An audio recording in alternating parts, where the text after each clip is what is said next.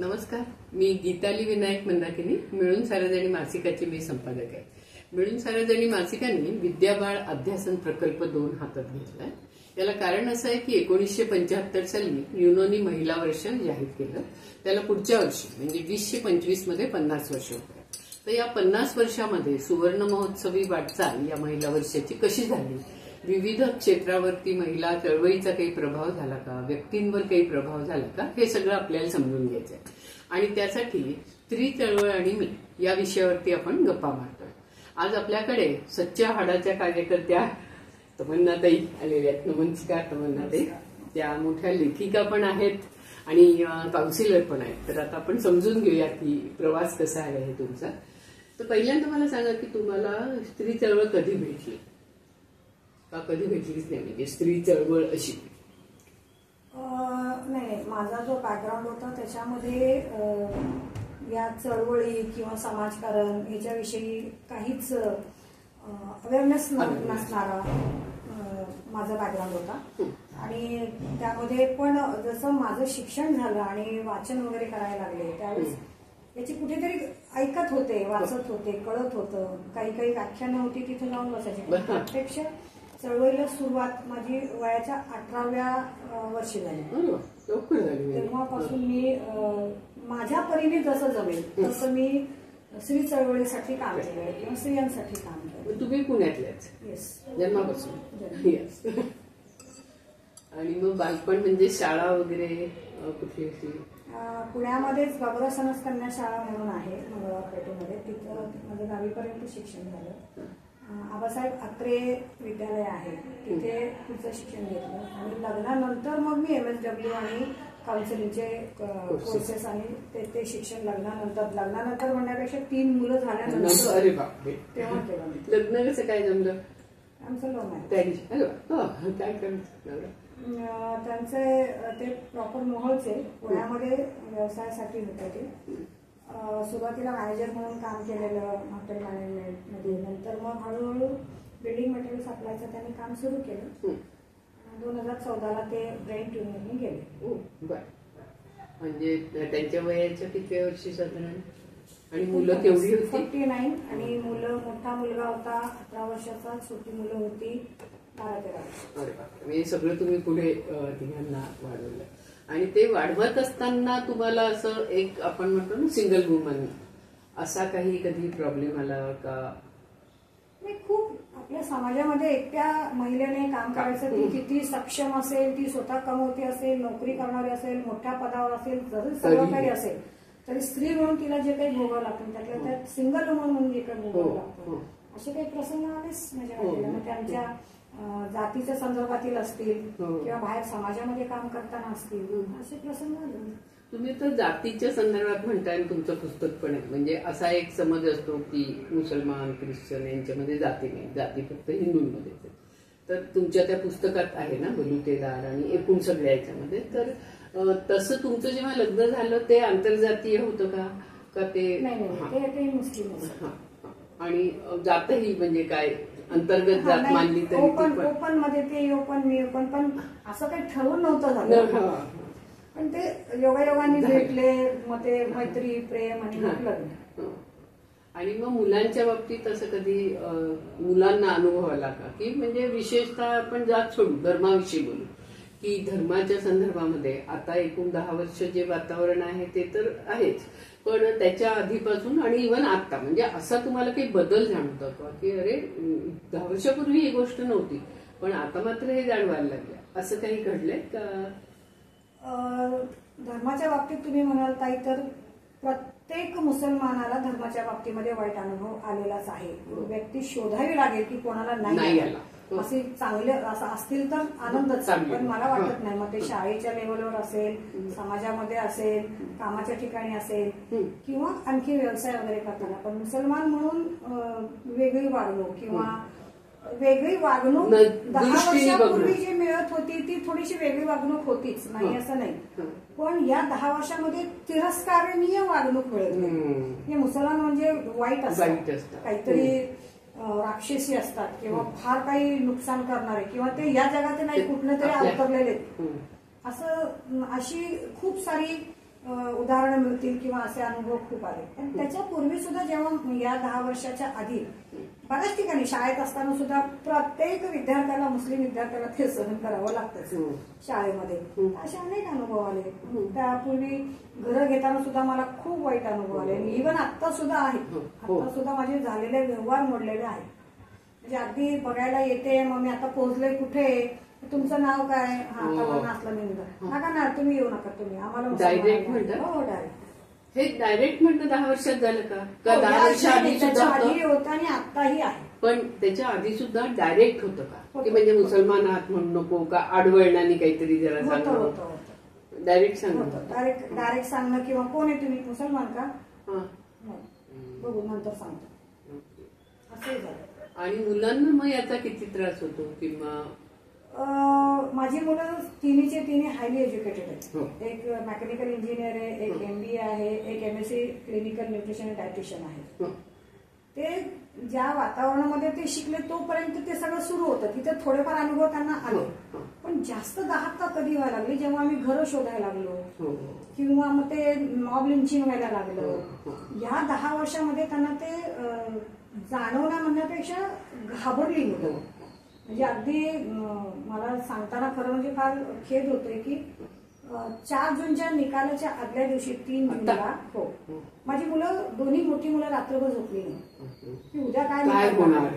कारण आताच्या सरकारने इतकी वाईट परिस्थिती आणली होती की त्यांचं भविष्य त्यांना कित्येक वेळा अंधारलेलं दिसत होतं की आपण इतके छान, इतकं व्यवस्थित वागतो, तू एवढं सगळं करतेस, पण तरी सुद्धा उद्या रिझल्ट काय येईल, आणि जर पुन्हा तसंच झालं तर मग मात्र फार कठीण होईल. आणि हे मुसलमान म्हणून जी भीती होती ती तर वेगळी आहे. पण मला वाटतं भारतातल्या परिवर्तनवादी विचारांच्या किंवा डाव्या विचारांच्या सगळ्यांना ती काळजी होती. तर या 10 वर्षामध्ये मुलांना खूप जाणवायला लागलं. आणि मुलं सामाजिक चळवळीमध्ये आहेत किंवा? मोठा मुलगा माझा, त्याची कंपनी आहे, पण त्या कंपनी अंतर्गत तो जी सगळी प्रोजेक्ट घेतो ते सगळे स्लम एरियासाठी, महिलांसाठी किंवा खेडेगावांसाठी, आदिवासींसाठी, जिथे लाईट पोहोचलेली नाहीये किंवा जिथे आरोग्याच्या समस्या आहे, अशा ठिकाणी असेच प्रोजेक्ट तो घेतो. कुठेतरी मला वाटतं थोडंसं राखतात असतं असेल. तुमची सुरुवात कशी झाली सामाजिक कामाची? कॉलेज कुठलं होतं तुमचं? आबासाहेब आत्रे. कुठे होते आबासाहेब? रास्ता पेठेत. तर तिथे तुम्ही BA झालात? नाही, मी 12वी केली. 12वी करून थांबले. आणि मग त्यानंतर सांगितलं मला 3 मुलं झाल्यानंतर मग नंतर अभ्यास करून मग. पण मग ते काय केलं? ते कुठे केलं? ते एकतर MSW जे केलं ते एक शिरूरला एक संस्था आहे, करस्पॉन्डंट कोर्स. आणि मग कर्वेमधून किंवा गरवारेमधून, MS मधून बाकीचे शिक्षण केलं. तेव्हा तुम्हाला किती त्रास झाला? म्हणजे मुलं, घर, संसार आणि सगळं. मला म्हणजे तेवढंच नव्हतं, माझा व्यवसाय पण होता आणि ऑफिस पण होतं माझं. व्यवसाय कसला होता? मी जमिनीचे व्यवहार करत होते. तर छोटी. पण मग तेव्हा मुस्लिम असल्याचा नाही तोटा झाला? योगायोग म्हणा तर मुसलमान एरियामध्येच माझे जास्त काम. पण तेव्हा सुद्धा मिश्र वस्ती असल्यामुळे तिथं असं फारसं म्हणजे मला तिथं जाणून बुजून जायचं होतं असं नाही. पण योगायोगाने तिथं जागा मिळाली, मग तिथं काम सुरू केलं. मग नंतर दुसरीकडे मिळालं त्याच भागामध्ये, सय्यदनगर, हडपसर, चिंतामणी नगर, देवाची उरळी, आणखीन मोहम्मदवाडी, त्या भागामध्ये मी खूप कामं केली. पण नंतर 2012 नंतर मी ते बंद केलं. तर त्यावेळेस तिथे सुद्धा काही वेळेस महिला म्हणून सुद्धा अनेक प्रश्न किंवा अनेक ठिकाणी त्रास देण्याचा किंवा सतवण्याचा प्रकार झाला. काही ठिकाणी खूप ऍडमायर पण केलं जायचं की अरे बापरे मुसलमान बाई करते म्हटल्यानंतर थोडंसं हे व्हायचं. आणि काही ठिकाणी मग जातीचाही बऱ्याच ठिकाणी अडवणूक झाली. आणि या व्यवसायामध्ये तसा आर्थिक लाभ चांगला आहे का? माझं थोडंसं असं होतं की तेव्हा मिस्टर होते जास्त नाही करत बसायचं, थोडंसं करायचं, मोकळं करायचं, पुढे जायचं, थोडंसं करायचं, मोकळं करायचं, पुढे. त्याच्यावरच घर नसल्यामुळे? नाही, त्याच्यावरच घर नव्हतं. पण मग मिस्टर गेल्यावर आर्थिक कसं झालं? सुरुवातीला 1 वर्षभर प्रचंड त्रास झाला. म्हणजे मला ते पुन्हा आठवणी नको इतकी ती वाईट अवस्था होती. पण नंतर थोडं थोडं त्यावेळेस पण मी अनेक नवीन नवीन आयडियाज लावून मग घरात पेइंग गेस्ट ठेवला, मग एवढी सगळी कामं करून सुद्धा मग हातशिलाईची कामं घरी आणली, मग ते घरी केली. एक वर्ष मला थोडंसं कठीण गेलं, पण त्यानंतर मग माझा जमिनीचा एक मोठा व्यवहार अडकला होता, तो झाला. त्याच्यामुळे एकदम फरक पडला. पुढे गेले ते मुलांचं शिक्षण वगैरेसाठी मग नंतर बरोबर मॅनेज करून. आणि मुलाच्या शिक्षणासाठी कुठलीही स्कॉलरशिप, कुठलीही मदत, कुठलीही लोन काही न काढता माझ्या स्वबळावर मी केलं. आणि मुलगा आणि मुलगी, 2 मुलं आणि एक मुलगी. तर मुलगा मुलगी मध्ये फरक आणि असं म्हणजे तिचे बाबा करायचे का तुमच्या बाजूनी तर नसेल, पण तरी आपलं काही वेळेला होतं ना सामाजिकच असं काहीतरी असतं की आपण मुलीला जास्ती प्रोटेक्टिव्ह राहतो तिच्या बाबतीत. उलट मी करत होते, तिचे बाबा नाही करत. काय करत होते? मी फरक नाही, फरक म्हणजे मुलींनी थोडंसं जरा जपून असावं, मग जास्त वेळ थांबू नका. आपण बदललोय ग म्हटलं, पण समाज बदलला नाही अजून. त्यामुळे समाजाची काळजी घ्यायची, तर तू स्वतःची काळजी घे, वेळेवर येत जा. आणि मग काही गोष्टी तिला की कोणाशी भांडत बसू नको विनाकारणचं, किंवा अनोळख्या जागी जाऊ नकोस, कारण आपण बदललोय ना, समाज पुढे बदलला. समाज बदलायला वेळ लागणार आहे, त्यामुळे तिचे माझे बऱ्याच वेळा चर्चा व्हायच्या, वादही व्हायचे, पण तिला ते अनुभवातून पटू लागलं की बरोबर आपण बदललोय, पण अजून समाज बदललेला नाही. त्यामुळे काही ठिकाणी स्त्री आमचा अधिकार आहे, आम्ही तेवढेच स्त्रिया सुद्धा आमचा हक्क आहे, तसं नाही चालत. नाही चालत. थोडंसं विचारपूर्वक चालत नाही. आताही ती शिकली आहे, भावाबरोबर बिझनेस करते, बिझनेसमध्ये तिचे पार्टनर म्हणून काम करते. आता तिची 10 मेला परीक्षा झाली, लगेच दुसऱ्या दिवशी सुरुवात केली. आधी थोडंफार करत होती. पण या काही गोष्टी असतात त्या आपण बदललोय, आपले विचार बदलतायत, मग आपल्या बाजूच्या आजूबाजूच्या 4 लोकांना, 4 बायकांना बदलण्यासाठी मदत करूया. पण डायरेक्ट तक्रार करून नाही प्रश्न सुद्धा. पुरुष असले तरी त्यांच्याबरोबर तक्रार करून नाही चालत, त्यांनाही ते अनुभव नाही. त्यामुळे मग माझ्या मुलांचे विचार फारच वेगळे. म्हणजे अगदी तिच्या पाळीच्या वेळेस तिला त्रास होत असेल तर 1-2 कामं ती पोरं करते माझी, किंवा मग तुला आज जायला उशीर होतोय का, मग तुला चालवत नाही का, ठीक आहे मग मी सोडून येते तुला पाळीला, अशी तिला म्हणजे एवढं इथपर्यंत मोकळेपणा आणि समंजसपणा. लग्न झाले मुलांपैकी? नाही, मोठ्याचं चालले प्रयत्न, पण अजून काही. आणि मुलीला म्हणजे कसं की आता मला लग्न करायचंय, नाही करायचंय, असं आता जे असतात ना तरुण मुलींचे विचार अजून बदलतात की आता मला लग्नच नाही करायचं, किंवा अशा काही पद्धतीची आहे ते. मोठा मुलगाही म्हणतो मला लग्न नाही करायचंय, मुलगी म्हणती मला लग्न नाही करायचं. आणि त्यामुळे आता 28 ताला सुरू झालं मोठ्याला, आतापर्यंत ते सगळं थांबलंय. म्हटलं ठीक आहे, तुला ज्यावेळेस वाटेल ना की मला करायचं आहे त्यावेळेस तू कर. करणार नशील तर तसंही सांग मला की तुला नाही करायचंय. समाजाने केलंय, अमक्याने केलंय, फलाण्याने केलंय म्हणून तू लग्न करू वाटतंय का, तुला वाटत असेल तर लग्न कर. पण आई म्हणून मला वाटतं की तू लग्न करावं, पण तुझा निर्णय मी घेत नाही, तू ठरव तुला काय करायचं. आतापर्यंत त्याचा होकार नाहीच आहे, नाहीच करायचं म्हणतं. आणि मुलगी तर त्याच्यापेक्षा पुढे, ती कशाला लग्न करायचं मला ते सांग, का करायचं. मग तिला आता शेवटी पारंपरिक विचार म्हणा किंवा एक मी मागच्या पिढीची, त्यामुळे माझे असे विचार असणार साहजिक आहे की मुलांनी लग्न करावं आई म्हणून. पण ऍज अ काउन्सिलर किंवा सामाजिक सेविका किंवा लेखक म्हणून मला ते अजिबात महत्वाचं वाटत नाही की त्यांनी त्यांचे निर्णय घ्यावे. मी बळजबरीने त्यांच्यावर लादून किंवा त्यांना करायला लावून काही उपयोग होणार नाही. मग मुलीचं असं की ठीक आहे बघू, मला ज्यावेळेस वाटेल 30, 32, 35 केव्हा मला वाटेल करावं, वाटलं योग्य तर मी करेन, नाही तर काय हरकत नाहीये. मी कमवते, छान मस्त राहू तू आणि मी मिळून मस्त घेऊया. ठीक आहे. आणि दुसरा मुलगा तो MBA केलं त्याने आता, त्याला करायचे की नाही लग्न विग्न? हो बर. त्याचा आता 10-12 तारखेला परीक्षा संपली. तसा काय नाही, तो न्यूट्रल असतो.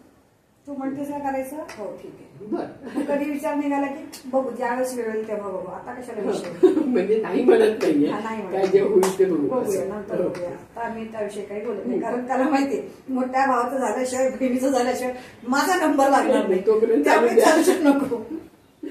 आणि काउन्सिलिंग तुम्ही आता बरीच वर्ष करताय, तर तुम्हाला असा काही एकूण म्हणजे आपण म्हणतो ना काळाचा महिमा, तसं काळ जसा बदलतोय तसे प्रश्न बदलताना दिसत आहेत? हो हो खूप प्रश्न बदलतायत आणि त्यासाठी वेगवेगळ्या बदलत्या प्रश्नानुसार आम्हाला वेगवेगळे विषय ठरवावे लागतात, त्याचे मॉड्यूल करावे लागतात आणि ते घ्यावे लागतात आम्हाला मुलांबरोबर. उदाहरणार्थ मोबाईल ॲडिक्शन तर आपण बघतोच. दुसरं आता काही शाळांमधून खास रिक्वायरमेंट आलेली की मुलं बाहेरचं खूप खात आहेत, प्लास्टिकच्या खूप खातायत आणि तो मोठा प्रश्न आहे. तर त्याच्यावर घ्या, त्याच्यावर घ्यावं लागतंय. आणखीन एक नवीन विषय असा येतोय की साधारणपणे वस्तीच्या शाळेमध्ये, वस्ती भागातील मुलं येणाऱ्या शाळांमध्ये मी जास्त काम करते, त्यामुळे तिथे मला आता असा जास्त प्रश्न येतोय किंवा असं जास्त दिसतंय की मुलीचं लव्ह अँड अट्रॅक्शन आहे किंवा एखाद्या मुलाबरोबर तिला जास्त अट्रॅक्शन वाटते किंवा तिचं मुलांबरोबर बोलणं वाढलं. जेव्हा तिच्याशी आम्ही चर्चा करतो, बोलतो, तेव्हा असं कळतं की तिच्या आईचेच एकदम फ्रेंड्स असतात लग्नाच्या व्यतिरिक्त. मग ती जर आई फ्रेंडशिप ठेवत असतील परपुरुषांबरोबर तर मी ठेवले तर काय फरक पडतो? मग आता त्याच्यावर काय काम करणार? त्याच्यावर उत्तर शोधायला हवीत ना. ठीक आहे, तुला असं वाटत असेल तो वेगळा भाग, पण आता तू ज्या शाळेत शिकतेस किंवा तुझं जे वय आहे किंवा तुला पुढे भविष्यामध्ये उभं राहायचंय किंवा तू काय ठरवलंय तुझं स्वप्न, त्याच्यावर आधी तुला लक्ष केंद्रित करण्यासाठी कशी तिची दृष्टी वळवायची त्याच्यावर काम सुरू. असे वेगळे वेगळे. आणि मुलींचे व्यसन तर आहेच आहे. सिगरेट वगैरे तर आता नॉर्मल झाले, पण माती खाणं. अयो, माती खाणं हे काय? हो बाप रे, अगदी त्यांना ऍडमिट करून पोटातनं गोळे काढायची वेळ आली.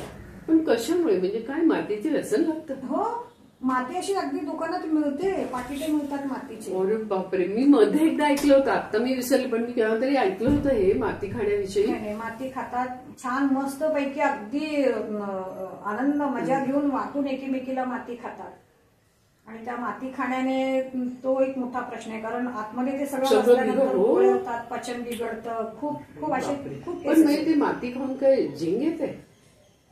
झिंग येत नाही, पण व्यसनाचा प्रकार तो. मातीमुळे झिंग येते असं नाही, पण ते व्यसन सारखं तोंडात चालवायचं. किंवा मग चिंचुके, त्याचं ते भाजलेले चिंचुके सोबत ठेवायचे, ते एक व्यसन आहे. त्याच्यापेक्षा मातीचं प्रमाण मुलींमध्ये जास्त आहे. हे मुलांपेक्षा मुलींमध्ये जास्त आहे. हो का? म्हणजे असाही फरक आहे त्याच्यामध्ये. आणि मग हे पुढची जी व्यसनं म्हणतात ती त्या मनाने नाहीये, म्हणजे गांजा, चरस? नाही, आहे ना. छोटी छोटी मुलं, 8वी 9वीची मुलं हुक्का पार्लर मध्ये जातात. हुक्का पिणं त्यांना अगदी. मी आता मध्ये पाहिलं, एक किती 17-18 वर्षाचा मुलगा होता, म्हणजे माझ्याकडे आलेली पर्सनल केस ती. घरातले 2,000 रुपये चोरले त्याने, आणि चोरून जाऊन त्यांनी हुक्का पार्लर मधून ते 2,000 रुपयाचा हुक्का आणला आणि काय ते फ्लेवर मिळतात ते फ्लेवर आणले आणि तो मित्रांबरोबर पित होता. मग याच्यात तुम्ही कसं पेरेंट्सचं पण काउन्सिलिंग पेरेंट्सही करावं लागतं. पॅरेंट्सचं जेव्हा पॅरेंट्स मीटिंग असते त्यावेळेस आम्ही त्यांच्याशी बोलतो, एकत्र असतात, किंवा मग वेगळं त्यांना गरज पडेल तसं बोलावून घेतो. पण मुलांसाठी आता ऍडिक्शन या संदर्भात स्पेशली काम करावं लागतं. आणि त्यातनं आणखीन एक प्रकार वाढला म्हणजे मोबाईल ऍडिक्शन. हो. आणि मग सेक्सच्या संदर्भात किती दिसते या मुलांचं? थोडंसं मोबाईलमुळे ना मुलं खूप काय म्हणूयात आपण ऍडव्हान्स झाली. त्यांना नको ती माहिती सगळी मोबाईलवर मिळत असते, नको ते व्हिडिओज मिळत असतात, नको ते चित्र मिळत असतात, नाही पाहायचं ते सगळे पाहत असतात. त्यामुळे स्त्री म्हणजे काहीतरी भोगायची वस्तू आहे, उपभोग्य वस्तू आहे ती. त्यामुळे नातेसंबंध वगैरे सगळे बाजूला, पण ती एक तिच्याशी प्रेम प्रकरण आहे, प्रेम आहे, तिला कुठेतरी टेकडीवर घेऊन जायचं, बागेत घेऊन जायचं, मग इतर कुठेतरी हात लावायचा किंवा किस करणं. 9वीच्या मुलींबरोबर माझं एक सेशन झालं होतं. त्यावेळेस 9वीच्या मुलींनी मला सांगितलं की मॅम आम्हाला तुमच्याशी बोलायचंय. म्हटलं ठीक आहे. मग तिला बाजूला घेतलं आणि मग बोललो. तिचं म्हणणं असं की किस केल्यानंतर प्रेग्नेंट होतात. हो, म्हणजे सेक्स एज्युकेशनची किती गरज आहे. आणि मग एक मुलगी त्या मुलाबरोबर काहीतरी थोडंफार तिचं काही फिजिकल झालं असेल माहित नाही, पण अख्ख्या शाळेत तिने सांगून ठेवलं होतं की मी प्रेग्नेंट आहे, माझ्या पोटात बाळ आहे. 9वीची मुलगी. असे बरेच प्रश्न सध्या, असे प्रश्न खूप वाढतायत. आणि त्याला पालक या विषयावर मोकळेपणे बोलत नाहीत, शाळेमधून मोकळेपणे बोललं जात नाही. सामाजिक कार्यकर्ते किंवा संस्था संघटना जे सेक्स एज्युकेशन संदर्भात कामं करतात ते जेव्हा जाऊन बोलतील तेवढंच. पालक बऱ्याच वेळ मुलं पालकांच्या संपर्कात असतात, त्यामुळे पालक व्यवस्थित बोलत नाही किंवा संकोच करतात. आणि मग मित्रांबरोबर मिळेल ती चर्चा करणं किंवा मग काही आता तर काय आधी पुस्तकं असायची, पण आता काय हातातला मोबाईल सगळं बाहेर जागी देतो. पण पालकांची ऍटिट्यूड काही म्हणजे ती पण असं बदलताना दिसतं का, की जसं मुलं बदलताना दिसली तशी पालक या पिढीत पालक पण बदलले. ते कसे म्हणजे कुठल्या दृष्टीने बदल झाला, चांगला का वाईट झाला? कसं ना माहिती का की आत्ताचे पालक जे बदललेले आहेत त्यांचा ते बदलणं चांगलं की वाईट हे ठरवणं खरं म्हणजे जिकिरीचं काम. मुलाला 10वी पास झाला किंवा 9वी पास झाला तर त्याला लोन काढून 60-70 हजाराचा मोबाईल घेऊन दिला, हा बदल म्हणावा का आपण? हा चांगला सकारात्मक बदल म्हणावा का? किंवा लोन काढून खरेदी करून मुलाला देऊ शकतात एक चांगली वस्तू, का याचा आनंद मानावा? का चुकीच्या वयामध्ये चुकीची वस्तू हातात जाते याचं दुःख मानावं? ही थोडीशी हे आहे. आणि बऱ्याच बाबतीमध्ये मग पालकांचं मोबाईलवर खूप वागणं, बोलणं, मित्र, आईचं तासन तास कोणाशी तरी बोलत बसणं, मग त्या मुलांना मग हा जो बदल आहे तो कुठेतरी मुलं टिपत असतात. आणि मग तू करतेस मग मी काय होतो, मग माझा मित्र आहे ना मग मी बोलू तर काय झालं. आणि आजकालची मुलं स्पष्ट उत्तर देतात, बिनधास्त बोलतात. तर होणारे बदल हे चांगले म्हणाल की वाईट? किंवा 12-13 वर्षाच्या मुलाला गाडी द्यायची तो चालवतो, मग त्याला गाडी आहे त्यांच्याकडे, हा एक चांगला पॉइंट म्हणायचा का वय नाहीये, त्याचं लायसन नाहीये, कायदेशीर संज्ञा नाही, त्याला द्यावं का, हे नुकसान, असं सगळं मिश्र होतं. निदान शहरामध्ये तर मला असं दिसतं. आणि आई बाबा यांच्यामध्ये कसं दिसतं की कोण जास्ती जागरूक पालक आहे आणि कोण जास्त जबाबदारीने मुलाची काही समस्या असेल तर आई जास्ती त्याच्यामध्ये इन्व्हॉल्व्ह होते का वडील का दोघंही होतात? नाही, हे तर मी बऱ्याच वर्षापासून पाहते, अगदी माझ्या लहानपणापासून सुद्धा, की शाळेमध्ये काही असेल, काही सांगायचं असेल, काही पॅरेंट्स मीटिंग असेल तर बऱ्यापैकी आया येतात, एक 10% पुरुष येत असतात. जागरूक म्हणण्यापेक्षा पुरुषांना वेळ नसतो आणि आई जरा घरात रिकामी असते किंवा ती ऍडजस्ट करू शकते. मग ठीक आहे, तू दुपारचं काम जरा लवकर करून पॅरेंट्स मिटिंगला जाऊन ये किंवा शाळेत बोलवले किंवा काउन्सिलरने बोलवले जाऊन ये, तिला पाठवलं जातं. आणि मग पालकांना कधी कधी पालकांनाही मला बोलवावं लागतं. मग त्यांच्याशी चर्चा करत असताना काही प्रश्न मुलाविषयी विचारले, मला काय माहित नाही, त्याच्या आईला विचारावं लागेल, मी दिवसभर घरी नसतो, मी जरा तिला विचारून सांगतो किंवा तिला पाठवून देतो, तुम्ही तिच्याशी बोला, असं जास्ती करून बाबाच्या बाबतीत असं. आणि या सगळ्या याच्यामध्ये शिक्षकांचं काय तुम्हाला वाटतं एकूण, म्हणजे पूर्वीचे शिक्षक आणि आताचे शिक्षक, कारण खूप महत्वाचा रोल आहे ना त्यांचा ह्या सगळ्या. माझ्या तुमच्या वेळचे शिक्षक अंतर्धान पावलेत आता, ते नाही येत आता. अगदी त्यांच्या तस्विरी करून दररोज त्यांना पूजावं असे सुद्धा गुरु होते माझ्या आयुष्यात सुद्धा. पण आताच्या शिक्षकांमध्ये खूपच सगळं बदललंय. एकतर त्यांच्यावर असणाऱ्या वेगवेगळ्या कामाच्या जबाबदाऱ्या म्हणा किंवा मुलांचे बदललेले वातावरण म्हणा किंवा ज्या वातावरणामध्ये मुलं राहतात आणि ज्या वातावरणामधून ते येतात तिथले संस्कार आणि शाळेत आल्यानंतरचे त्यांचं वर्तन, कुठेतरी काही बऱ्याच वेळा शिक्षक सुद्धा हात बदलतात त्यांच्या वर्तनामुळे. आणि मग असं झालं किंवा मग असं झालं की ठीक आहे पास होतोय ना किंवा पास करायचं, आणि आता तर काय सगळ्या पास करा, त्यामुळे शिक्षकांवर ती जी एक जबाबदारी होती. मला यावर्षीपासून मी वेगळे प्रयोग करणार आहे शाळेमध्ये. आता सकाळी माझं तेच बोलणं झालं, 12वीच्या मुलींना क ख म म द वाचता येत नाही, हे मी पाहिले आणि अनुभवले. 10वीच्या मुलांना नाही, 8वी 7वी तर आनंदच आहे, पण निदान 12वी नाही, वाचता येत नाही, लिहिता येत नाही. फळ्यावरचं बघून लिहिता येतं, पुस्तकातलं बघून लिहिता येतं, पण एक ओळ साधी लिहिता येते. किंवा मी जर सांगितलं की आज पाऊस फार आहे, ही ओळ सुद्धा त्यांना लिहिता येते. म्हणजे हे वस्ती पातळीवरची मुलं आहेत का? माझा संपर्क वस्ती पातळीवर, त्याच्यामधलीच ही मुलं आहेत ना. आणि मग आता जे पालकांना एकूण असं पण वाटतं ना शिक्षकांना की आम्ही जर का राबवलं मुलांना तर काही वेळेला पालकांना ते पण आवडत नाही की शिक्षकांनी, म्हणजे अजून एक शिक्षकांची गोष्टी अशी पण झाली आहे की जेन्युइनली एखादा शिक्षक रागवत असेल त्याच्या भल्यासाठी तर तिकडून पालकांचं पण प्रेशर येऊ शकतं की आमच्या मुलासाठी का, आणि मग तसे कायदे पण झालेत ना आता.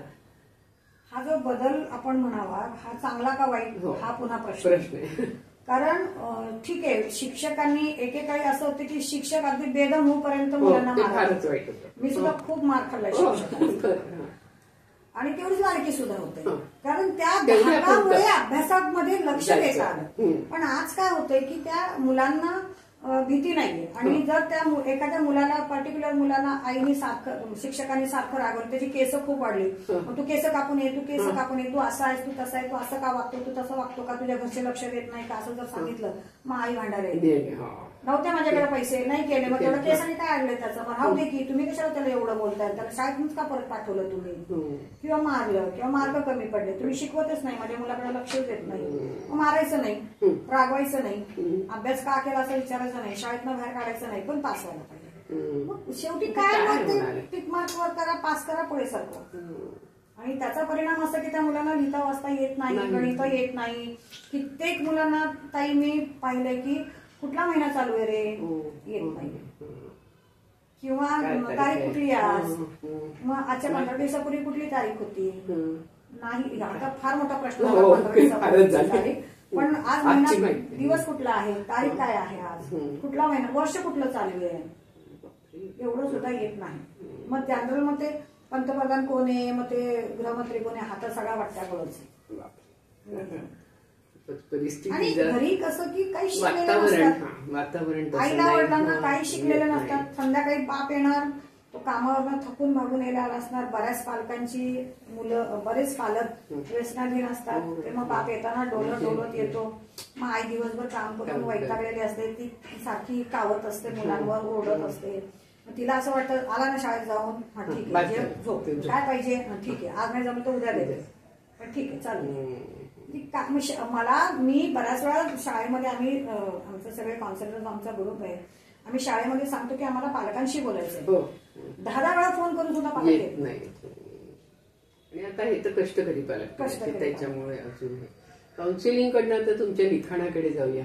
खूप मोठी अनेक पुस्तकं लिहिलीत तुम्ही, तर कसं तुम्हाला लिखाणाची आवड कधीपासून झाली आणि काय विषयांवर जनरली पुस्तकं लिहिलीत आतापर्यंत? 35-40 वयापर्यंत प्रचंड वाचनाचा नाद होता मला, इतका वाचनाचा नाद होता. मी आता कधी कधी बसल्या आठवलं तर मला हसायला येतं की मी वाटेत चालताना सुद्धा अशी वाचत. हो, बऱ्याच वेळा धडकायचे, रस्त्यावर मला पुस्तकं नसतील तर रस्त्यावर पडलेले कागद येता जाता उचलून आणायचे आणि मग ते दिवसभर बसून वाचायचे. वाचण्याचा खूप नाद होता. आणि मला एक सवय अशी की मला माणसं वाचायला फार आवडतं. मला माणसांकडनं बघणं, त्यांच्या चेहऱ्याच्या मागे, मतलब काय दिसतंय त्याच्या मागे काय सुरू असेल, तो असा वागला त्याच्या मागचं काय कारण असेल, तो असा का वागला असेल, मग आता त्याला काय वाटत असेल, मग काय केल्यावर त्याला त्याच्या मनातली खतखत बाहेर येईल का. तर मानसशास्त्रामध्ये जाण्याचा किंवा मानसशास्त्राचा अभ्यास करण्याचा तो एक कारण होतच होतं. पण ते निसर्गात रमणं म्हणा किंवा माणसं वाचणं म्हणा किंवा त्या वाचनाच्या नादामुळे तर मला हळूहळू असं वाटत गेलं की जसं मी कामाला सुरुवात केली की तलाक झाल्यानंतर त्या व्यक्तींशी बोलावं की आता तुझा तलाक झालाय ना, ठीक आहे, मग आता तुला काय वाटतं, त्या सगळ्या प्रसंगाकडे तू कसा बघतोस, पुरुषांची आणि स्त्रियांची, पण नक्की काय, कारण आणि टाळी एका हाताने जर तर वाजत नाही, तू ही सुद्धा कुठेतरी चूक असेल. मग त्यांच्या मुलाखतींवर आधारलेलं मी पहिलं पुस्तक लिहिलं, एक नजर तलाक के बाद. अक्षर मानूने ते प्रकाशित केलं होतं. प्रचंड चाललं ते पुस्तक, खूप प्रसिद्धी पाहिली त्या पुस्तकाने. आणि मग नंतर दुसरा विषय घेतला की तलाक का झाला याचं कारण कळलं, पण मुस्लिम स्त्रियांना असणारी धार्मिक किंवा जातीय किंवा कौटुंबिक बंधनं आणि सामाजिक बंधनं, त्याचा काय परिणाम होतो त्या बाईच्या जगण्यावर, मग त्याच्यावर असलेल्या मुस्लिम महिलांच्या समस्या, शोध आणि बोध, ते लिहिलं. मग नंतर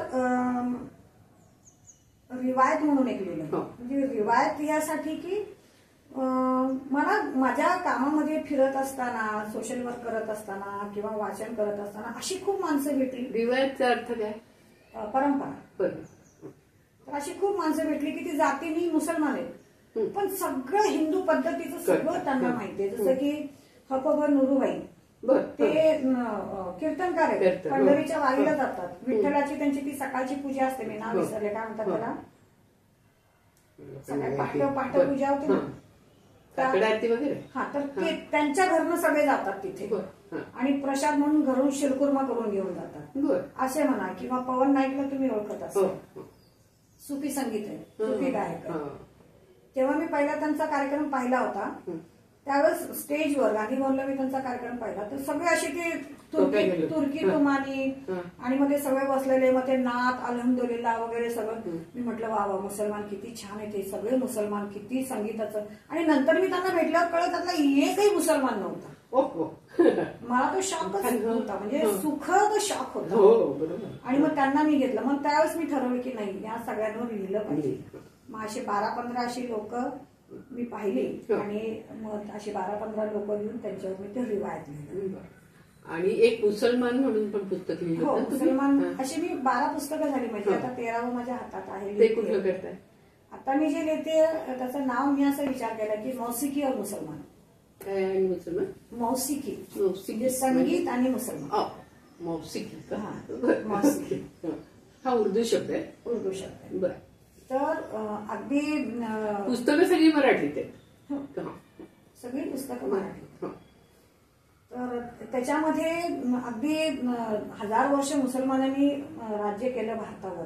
हं. तर त्याच्या आधीपासून ते आतापर्यंतचा हं. संगीतामध्ये, गायकीमध्ये, नृत्यामध्ये किंवा संगीत विषयक साहित्यामध्ये मुसलमानांचं योगदान, हो.